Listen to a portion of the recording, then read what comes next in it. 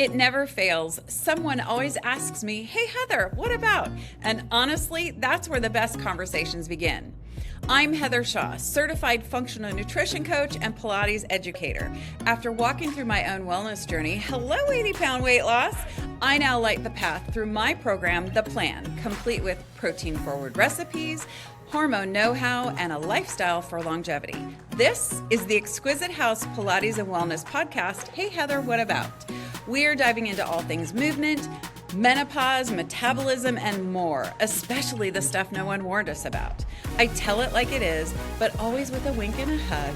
No perfection required, just consistency, curiosity, and better questions. Served up with a side of sass. Welcome back.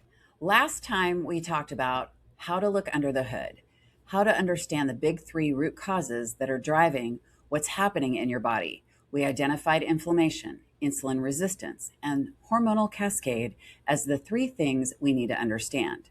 And today we get to look at the reality that all of the big three trace back to one place, your gut. I know that sounds like I'm oversimplifying, but stay with me because your gut isn't about digestion. It's not just about whether you're bloated or constipated or dealing with IBS. Your gut is your command center.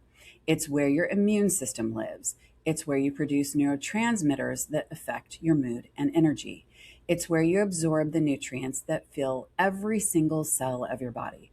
And it's where the inflammation, insulin resistance, and hormone chaos either start or where we can finally interrupt the cycle. So today we're going deep into gut health.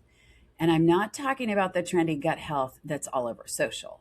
I'm talking about what's actually happening in there, why it matters, and what we can do about it. When we talk about gut health, we're really talking about your entire digestive system. More specifically, we're talking about your gut microbiome. Your microbiome is the community of trillions of bacteria, fungi, and other microorganisms living in your digestive tract. And here's the thing. This isn't an infection. This is supposed to be there. These microorganisms are part of how your body works. In fact, you have roughly the same number of bacterial cells in your body as you do human cells. We're talking about a 1-to-1 ratio. And these bacteria aren't freeloaders. They're doing work, serious work. First, they're protecting you. Your gut lining, the barrier between your intestines and your bloodstream, is only 1 cell thick, and your gut bacteria sit on that lining like a protective layer. They produce compounds called short-chain fatty acids that strengthen that barrier. They also produce mucus that helps protect the lining. Without healthy gut bacteria, that barrier gets weak. It becomes what researchers call leaky gut. Not because your gut is literally leaking everywhere, but because the tight junctions in the intestinal wall start to come loose. And when that happens, partially digested food, bacterial endotoxins, and other inflammatory compounds slip through into your bloodstream. And here's where it connects to everything we talked about last time. Leaky gut is one of the primary drivers of chronic inflammation. It's one of the mechanisms that kicks off inflammation in your whole body. Second, your gut bacteria are producing neurotransmitters. Your gut produces about 90% of your body's serotonin. That's the hormone that affects your mood, your sleep, your appetite regulation. Your gut also produces GABA, which is a calming neurotransmitter. When your gut bacteria are healthy, they literally help you feel calm and regulated. But when your gut microbiome is out of balance, what we call dysbiosis, you lose that protection. And suddenly you're dealing with anxiety, mood swings, sleep problems. You might think that it's all in your head, but it's actually in your gut. And here's something that's really important for those in the menopause journey. During perimenopause and menopause, when estrogen is declining, the balance of your microbiome shifts. Research shows that estrogen-dependent bacteria decrease significantly after menopause. So you're not just dealing with hormonal changes, your gut microbiome is literally changing too. Third, Gut bacteria manage your metabolism. Healthy gut bacteria produce short chain fatty acids, especially butyrate.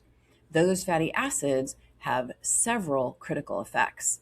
They feed the cells of your colon and strengthen the gut barrier. They improve insulin sensitivity. Studies show that butyrate directly improves how your cells respond to insulin. They reduce inflammation at the cellular level. They help regulate your appetite hormones, especially ghrelin and leptin, which tell you when to eat and when to stop eating. So when your gut bacteria are unhealthy, you're not just dealing with poor digestion. You're dealing with worsened insulin resistance, increased inflammation, and dysregulated hunger signals. You're literally more hungry and less able to use food for energy efficiently. This is why so many women have this experience. They clean up their diet, they're being good, but they're still hungry all the time. They can't lose weight, and they feel like they're fighting their body. Often, it's not the diet, it's the gut. I didn't understand any of this when I was struggling. I was just dealing with the symptoms: bloating, constipation, IBS flare ups, brain fog. And I kept thinking, if I just restrict my diet enough, if I can just find the right supplements, this will go away. But I was looking at the wrong thing. I wasn't asking, why is my gut out of balance? And here's what I found when I started really digging. There are several things that destroy a healthy microbiome, and most of us have been exposed to all of them. Here's something nobody talks about. Medications are designed to save your life. They're designed to treat infections, manage pain, regulate hormones, control inflammation, and they do that job. But often they do that job at the expense of your gut health. Antibiotics are an obvious one. They're a sledgehammer. They're designed to kill bacteria, and they do, but they kill indiscriminately. They wipe out the bad bacteria that's causing the infection, but they also wipe out massive populations of good bacteria that keep your microbiome in balance. But antibiotics aren't the only culprit. Acid blocking medications, NSAIDs, hormonal contraceptives, corticosteroids, all of these affect your microbiome in different ways. They might not kill bacteria outright, but they change the environment in your gut. They suppress stomach acid that's supposed to protect you. They increase intestinal permeability. They shift the balance toward inflammatory bacterial species. And here's the thing. Sometimes you need these medications. If you have an infection, you take antibiotics. If you have a severe acid reflux, you might need acid blockers. If you're managing autoimmune disease, you might need corticosteroids. I'm not saying don't take your medications. What I'm saying is if you take them, you need to know what's happening in your gut, and you need to intentionally rebuild your microbiome after. We can recover from that. Your microbiome can rebuild, but it takes time. It can take months or even years to fully restore, especially if you've been on medications long term. It takes working with someone like me who looks at the underlying health issues, your medications, and lifestyle to see if we need to supplement to support building the healthy gut environment. But even if we give our gut time and attention, sometimes we have to look at the other triggers, because medications aren't the only thing damaging your microbiome, which brings me to the next point: stress. Your gut has its own nervous system. Scientists call it the enteric nervous system, and it's so complex that some researchers call it the second brain, and it communicates directly with your actual brain through the vagus nerve. Let me explain what the vagus nerve is, because it matters. The vagus nerve is the longest cranial nerve in your body. It starts at the base of your brain and extends all the way down through your chest and into your gut. It's like a two-way communication highway between your brain and your digestive system. When your vagus nerve is activated and working well, it tells your body to shift into what's called parasympathetic mode, your rest and digest state. In this state, your digestion is optimized, your stomach acid is flowing, your muscles are relaxed, and your gut bacteria are thriving. When you're stressed, your sympathetic nervous system activates. That's your fight or flight response. And one of the first things that happens is your digestion shuts down.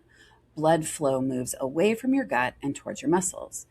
And when you're chronically stressed, which, let's be honest, most of us are, that system stays activated. Your digestion is literally suppressed.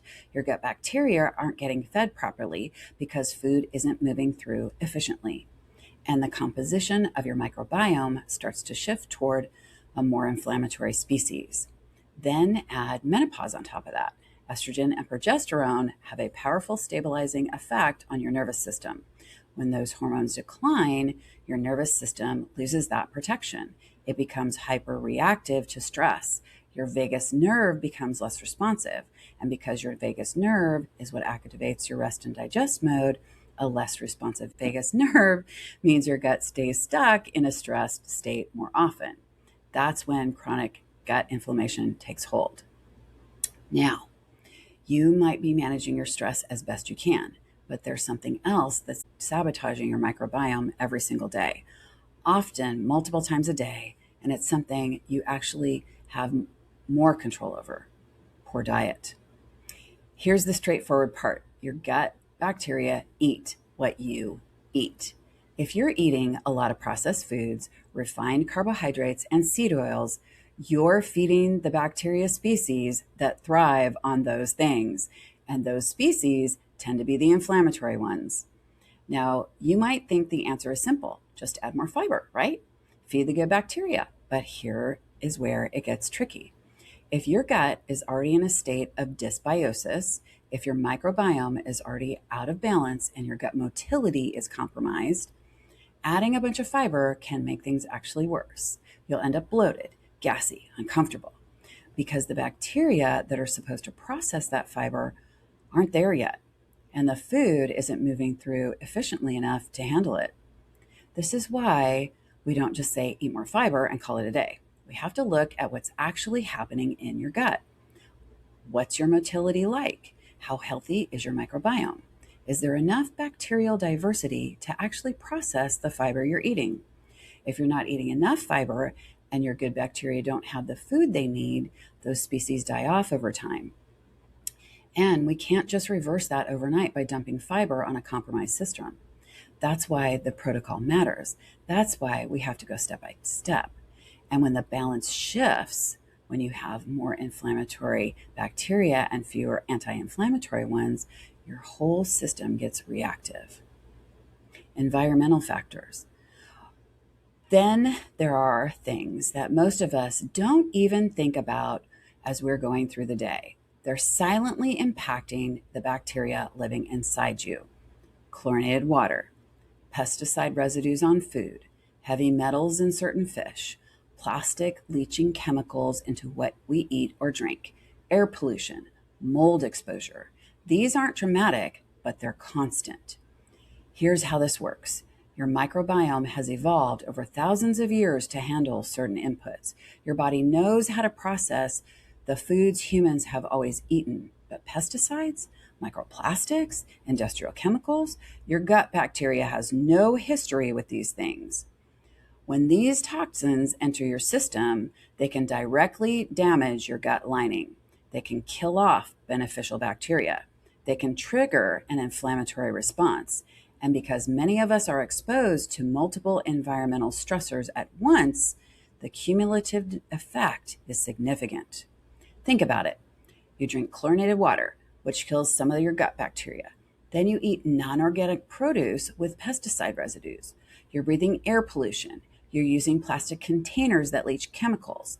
You're exposed to mold in your home or workplace. None of these individually seem like a big deal, but together, they're a constant assault on your microbiome. And this is especially relevant for women in midlife, because remember, your microbiome is already shifting due to declining estrogen. You're already more vulnerable. And now you're also dealing with this environmental load that your depleted microbiome has a harder time handling. This is why I talk about looking under the hood, because sometimes the reason your gut is damaged isn't because you're doing something wrong. It's because you're living in a world full of things that can damage it, often without you even knowing. Here's where it circles back to what we talked about last time. When you have insulin resistance and your blood sugar is spiking and crashing, that creates an inflammatory environment in your gut. The gut bacteria thrive on high sugar conditions. Your good bacteria struggle. So you end up with a vicious cycle. Poor diet and blood sugar dysregulation destroy your microbiome. A damaged microbiome makes insulin resistance worse.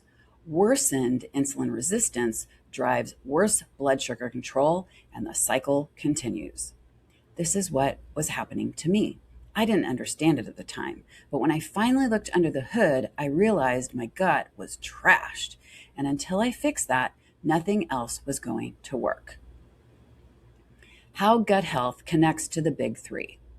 Okay, so your gut is out of balance. What does that actually mean for your body? Remember the big three from the last episode: inflammation, insulin resistance, hormonal cascade. They're all downstream from gut health. A damaged gut lining leads to leaky gut. Gut allows bacterial endotoxins to cross into your bloodstream. Your immune system sees these as invaders and launches an inflammatory response. This low-grade chronic inflammation is then circulating through your whole body. It's affecting your joints, your brain, your skin, your metabolism. Research from the American Journal of Clinical Nutrition showed that people with dysbiosis have significantly elevated inflammatory markers, including C-reactive protein, much more elevated compared to people with healthy microbiome. And remember what we said about estrogen being an anti-inflammatory hormone. Well, when you have chronic gut inflammation, you're literally fighting against what little estrogen you have left. Your body is in a pro-inflammatory state, and your declining estrogen can't counteract that. Your gut bacteria directly regulate insulin sensitivity. Healthy bacteria produce compounds that improve how your cells respond to insulin. A damaged microbiome loses this protective effect. But there's more. Leaky gut increases intestinal permeability, which allows negative bacteria to enter your bloodstream, and this directly triggers insulin resistance. A study in cell metabolism showed that people with elevated negative bacteria have significantly worse insulin sensitivity and are at a higher risk for metabolic syndrome. So when your gut is damaged, you're not just dealing with poor digestion, you're literally biochemically more insulin resistant.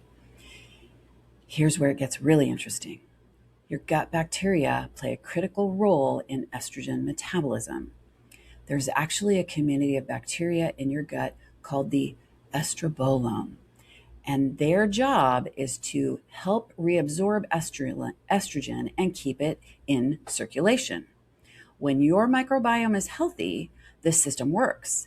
When it's dysbiotic, it breaks down, and you end up with even lower circulating estrogen. And then add the stress piece. If your gut is inflamed and your digestion is suppressed, your body perceives that as a stressor. Your cortisol goes up. And elevated cortisol directly suppresses progesterone production, further dysregulating your whole hormonal system. So a damaged gut doesn't just cause inflammation, it makes your hormonal cascade worse. This is why so many women come to me and say, I fixed my diet, I'm doing everything right, but my symptoms are still there because they fixed one piece without fixing the gut. And the gut is the foundation. How to know if your gut is the issue. Here's what I ask when someone comes to me with health issues. Do you have digestive symptoms? Bloating, constipation, diarrhea, IBS, acid reflux, gas? Do you have food sensitivities or intolerances that have seemed to develop recently? Do you struggle with cravings, especially for sugar or carbs? Is your energy inconsistent? Do you have energy crashes? Are you dealing with brain fog, anxiety, or mood swings? Do you have skin issues, acne, eczema, rosacea? Do you have joint pain or inflammatory issues? Is your weight stuck, especially belly fat? Have you taken antibiotics recently or in the past few years without doing anything to rebuild your microbiome? Are you under chronic stress? Do you eat a lot of processed foods or very little fiber? If you're saying yes to more than a few of these, your gut is very likely a piece of the puzzle. Now, here's the thing. You can get testing done. There are good microbiome tests available now, but honestly, you don't always need a fancy test to know if your gut is out of balance. Your body is telling you. And the other thing is, the protocol for healing your gut is the same regardless of exactly which bacteria are off, because the fundamentals of gut health are consistent.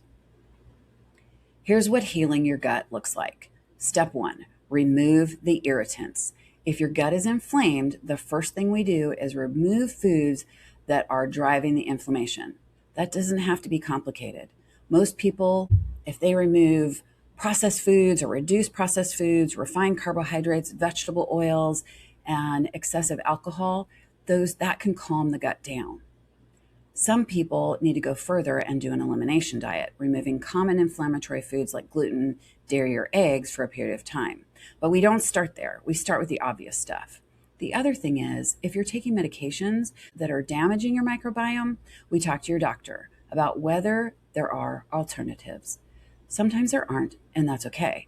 But sometimes there are options. Step 2 is restore your gut lining. Your gut lining needs specific nutrients to repair. Glutamine is an amino acid that feeds the cells of your gut lining. Collagen provides the structural support. Bone broth is rich in both. Zinc, vitamin A, omega-3 fatty acids all support gut barrier function. L-glutamine supplementation, bone broth, grass-fed gelatin, these aren't trendy. They're the foundation for healing a damaged gut. And here's the thing.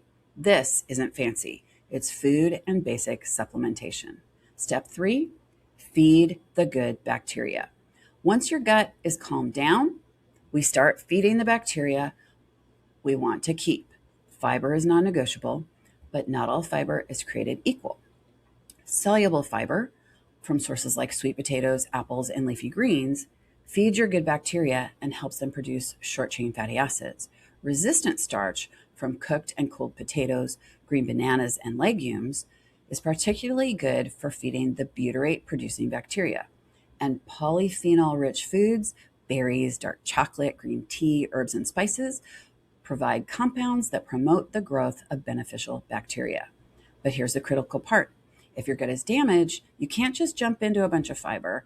It will make you bloated and uncomfortable. You have to add gradually as your gut lining heals and your bacteria population recovers.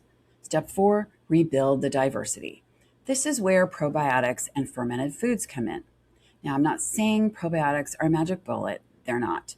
But they can help introduce beneficial strains back into your system, especially if your microbiome has been decimated by antibiotics or chronic stress. Fermented foods, sauerkraut, kimchi yogurt, are naturally rich in beneficial bacteria and enzymes that support digestion. If you don't tolerate dairy, there are now some wonderful plant-based yogurts that have been popularized because of their effectiveness. Step 5, manage your nervous system. This is just as important as the food piece.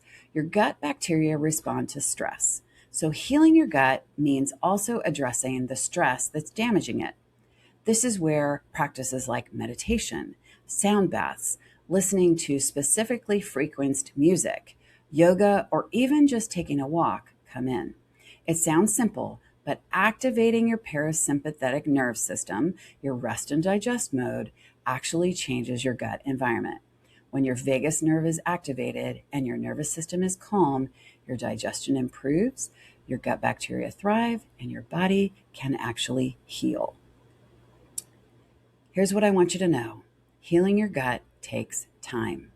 And if you've had dysbiosis for years, you didn't get here overnight, and you're not going to fix it overnight. For most people, you'll start feeling better, less bloating, more digestion, more stable energy within 2 to 4 weeks if you commit to your healing protocol. But true microbiome restoration, that takes 3 to 6 months, sometimes longer. And here's why that matters. Because if you're doing the plan, if you're trying to lose weight and feel better, you need your gut to be working. You need your metabolism to be optimized. You need your inflammation to be down. And all of that depends on a healthy microbiome. So if we don't fix your gut first, the rest of the protocol is working against a damaged foundation. And this is why in the plan, the first thing we do is look at your overall health. We remove the inflammatory foods, we support gut healing, we feed the good bacteria, and then as the gut is healing, we expand your personalized nutrition protocol. But the gut is the foundation. Remember what we said at the beginning. Your gut is your command center. Everything in your inflammation, your insulin resistance, your hormonal health, your mood, your energy, your ability to lose weight, it all traces back to what's happening in your gut. And the beautiful thing is that this is something you can actually do something about. You can't change that you're going through menopause. You can't change that your estrogen is declining, but you can change what you eat. You can manage your stress. You can heal your gut lining. You can feed good bacteria. And when you do, everything shifts. Your body starts working with you instead of against you. Your body's story changes. Next episode, we're diving into GLP-1s. A lot of people are curious about them. Some of you are already on them or thinking about it. And the question isn't, should I take it? It's how do I live well on it? What does nutrition look like when you're on a GLP-1? How do you manage side effects, especially nausea and appetite suppression? How do you make sure you're still getting enough protein and nutrients? How does it work with the gut health protocol we just talked about? How does it help with autoimmune conditions? We're answering all these questions next time. But before you listen to that episode, I want you to think about your gut. Start noticing. Do you have bloating? Do you feel foggy? Do you have cravings? Your body is talking to you. Those are all messages from your gut. And the truth is, your gut can heal. And balance is something we can restore. That's what we're here for. That's the work I do. If you're ready to understand what your gut is trying to tell you, if you want to heal the inflammation and restore your metabolism, the plan is here, and we do that work together. You can find the link in our website in the show notes. You can find the link to our website in the show notes. Fill out the contact form, write the plan in the comment field, and let's set up a discovery call. We'll talk through what's actually happening in your body. We'll look under the hood. We'll figure out if this is the right step for you, because you deserve to feel good in your body. And that starts with your gut. Thank you for listening and asking the question, hey Heather, what about? I hope we inspired you to create a lifestyle for longevity. You deserve it. If something sparked a shift for you today, don't keep it to yourself. Pass it along to a friend. Leave us a review to help others find us. Be sure to hit that follow button so you never miss a moment of real talk and real transformation. Ready to start your wellness journey? Visit theexquisitehouse.com to join us in the studio and learn more about The Plan, our signature program for nutrition, movement, and midlife transformation. And remember, keep asking questions. I'll be here with answers.